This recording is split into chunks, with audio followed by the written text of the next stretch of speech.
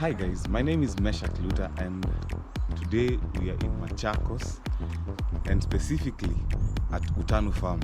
I want to educate you guys on something that I've known just today, a liquid called vermin. It's a very important liquid which helps in nature, and here we are at the Vermaculture Center. Come inside and let's meet Zach, who will explain more to us.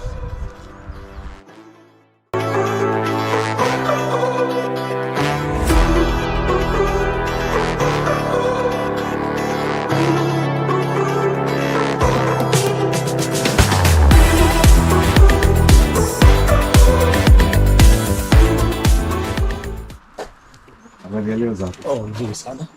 Yes, karibuni sana. Tumefika hapa. Yes. Tumependa huku Utanu Farm sana. Yes. We have seen something very unique we've never heard of. Yes. Vermaculture. Yes. Kindly educate us and our fans what vermaculture is about. Thank you so much. First and foremost, I would like to say you have come at the right time, whereby, as you can see here, I'll start by introducing these pallets. Like, they are freshly done, as you can see, and it is what we call the rearing of earthworms.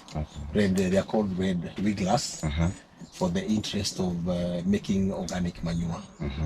So by this kind of traps, the way you see them, this is what they feed on. Because of the production, when they feed on them, that's why we get now the compost manure from them.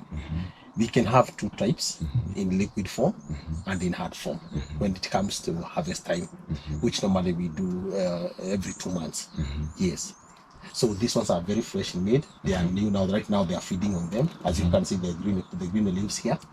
And vermiculture, we encourage it because it's bacteria free.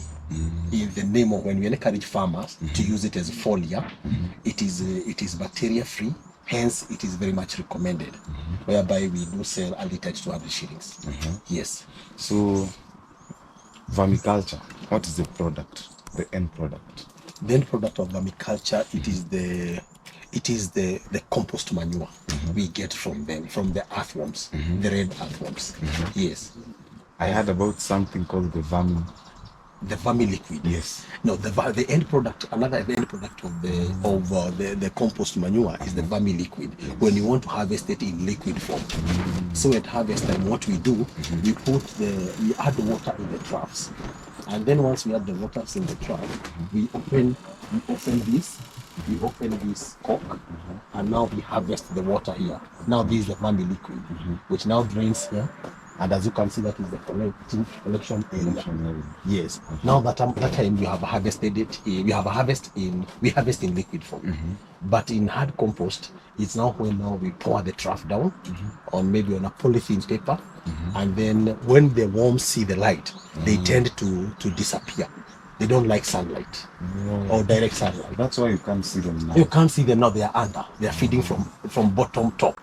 So, but if you come after some time, you see the trough, the food has gone down because they have already fed. Yeah, they are heavy feeders, and since they're heavy feeders, they really drain these troughs very fast. But now once we pour them down, now once they go under, now we harvest the top manure, which is now the compost. Now we leave them under, and now we pick them and do other troughs, now fresh troughs. Now we get the hard manure, or the hard compost. Yes. So the ones. Yes. After you collect the liquid itself and remove the compost, do you add another? Do you add this is like kitchen compost? Yes, like kitchen waste, yes. Do you add more, or you remove the worms? No, once we harvest the worms, we put fresh. We put now fresh waste, this kitchen waste, as you have seen these ones. Now they start again, they continue. Oh, they just continue. They just continue. And they breed very fast. Actually, in 2 months, you are in a position to harvest like 30 kg of the worms. And 1 kg of the red worms, it goes for about 8,000 shillings. 1 kg of the worms. Wow, that's a very good business. Yes, and 1 kg of the worms, you can distribute it even in around 3 or 4 troughs, depending on how you want them to quickly make the manure. Yes. Otherwise, in every 2 months, as you harvest the manure, there is that multiplication that you are able to harvest like 30 kg of the worms. Yes. So They are hermaphrodites. So the reproduction is very high. Yes, it's very high. So I've realized there's something unique about this. Yes. The vermin liquid, after you collect it at the collection area, you package it, sell it. Yes. After we collect it from the collection area, we go and pack it and brand it. Then from there, if like now currently, we have these Middle East countries. They normally use it because they don't have this other manure. They can't get the cow manure, the chicken manure, so they prefer this. So once you brand this and you export it, they buy it because that's what they use for their flowers there, and they prefer it because by the end of the day, it's not smelly, but very, very rich in humus. Very rich in humus. That's why it's recommended as a foliar. Yes. Oh, that's a very yes. new concept I've had today. Yes. So mtu akitaka kupata vermin liquid hapa Kenya ama mna export pekee? No, even locally, like a come in customer like you, we are unapata. Yeah, we are able to sell for you, to sell to you, and also externally, I mean for export as well. So it is in any way, yes. Does it have any side effects or plants, anything? No. It is very rich in humus, such that it brings high yields when it comes to harvest. So it is not harmful. It is disease free. So it is very much recommended. Yeah, remember the soil we use here. Sometimes the soil can be bacteria infested. Yeah, so why we don't advocate so much for the common manure, it is because of the bacteria, whereby sometimes the plants are much affected under the soil. But once you use this foliar as a foliar, since it's bacteria free, the results are perfect.